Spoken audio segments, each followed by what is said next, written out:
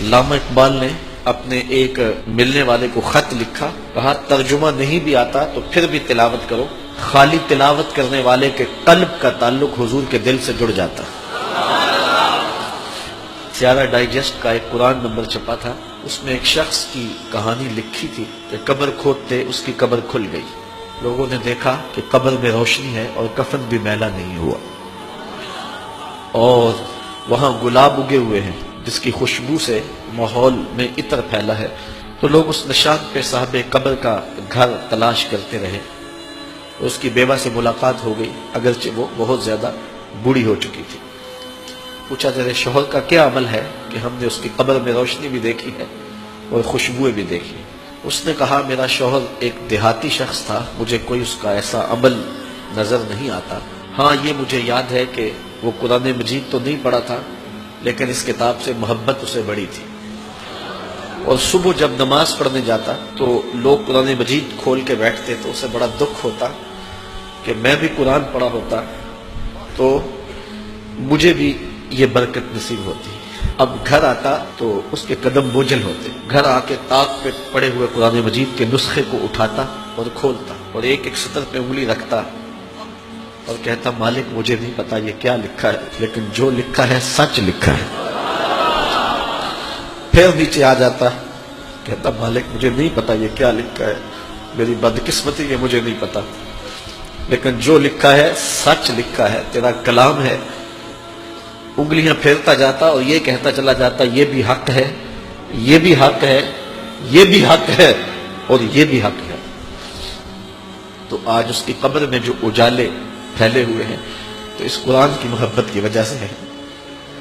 جس نے قرآن کو کھول کر نہیں دیکھا، راتوں کی تنہائیوں میں اس کی تلاوت نہیں کی، اس کے پیغام کو نہیں سمجھا، تو یہ آنکھیں اس لیے رب نے دی تھی کہ اس سے میرا قرآن پڑھو، تو قیامت کے دن وہ شخص نابینا اٹھایا جائے گا۔ میرے حضور نے ارشاد فرمایا کہ راتوں کی تنہائیوں میں اٹھ اٹھ کے قرآن پڑھا کرو اور قرآن پڑھتے ہوئے رویا کرو۔ پھر کہا فَإِن لَمْ تَبْكُوا فَتَبَاكُوا، اگر رونا نہ آئے تو رونے کی کوشش کیا کرو۔ حضرت داتا گنج بخش علی حجویری سے ایک مرید نے پوچھا حضرت اگر رونے کی کوشش کریں پھر بھی رونا نہ آئے؟ فرمایا مقدر پہ رویا کرو، اتنے سنگ دل ہو گئے ہو۔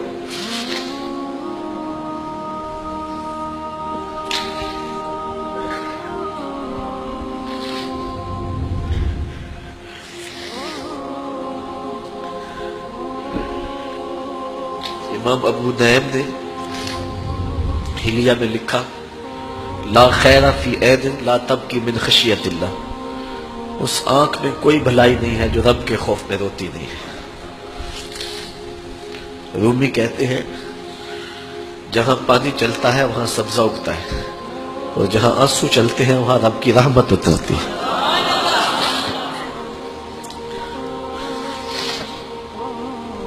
تو کہا راتوں کی تنہائیوں میں اٹھ اٹھ کے قرآن پڑھا کرو، قرآن خود نور دیتا ہے، اس کی تلاوت کیا کرو۔ ایک حدیث ہے جب میں نے پہلی بار پڑھی تھی تو میرے اوپر ایک کپ کپی طاری ہو گئی،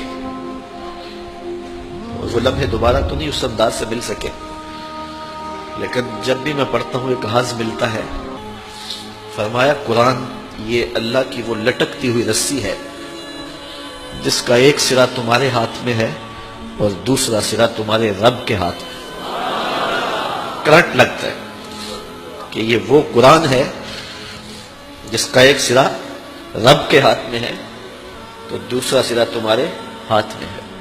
تو کہا قرآن ڈائریکٹ فیض دے گا، قرآن ڈائریکٹ نور دے گا۔ اللہ ہم سب کی قبروں میں روشنیاں کر۔ چونکہ ہماری تحریک قرآن مجید کی تحریک ہے تو اللہ کی کرم نوازیاں ہو جائیں۔ ہم اس کتاب کا حق تو ادا نہیں کر سکتے لیکن نوکری تو اللہ نے ہمیں نصیب کر دی ہے۔ اللہ اس کتاب کی برکتیں ہمیں نصیب کرے۔